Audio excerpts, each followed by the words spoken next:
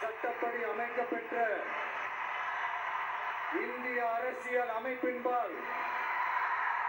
உண்மையான நம்பிக்கையும் மாறா பற்றும் கொண்டிருப்பேன் என்றும் இந்திய நாட்டின் ஒப்பில்லாத முழு முதல் ஆட்சியையும் ஒருமையையும் நிலை நிறுத்துவேன் என்றும் தமிழ்நாட்டு அரசின் முதலமைச்சராக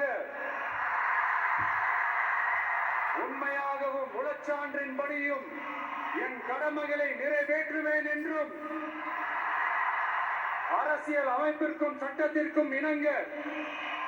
அச்சமும் ஒருதலை சார்பும் இன்றி விருப்பு வெறுப்பை விலக்கி பலதரப்பட்ட மக்கள் அனைவருக்கும் நேர்மையானதை செய்வேன் என்றும்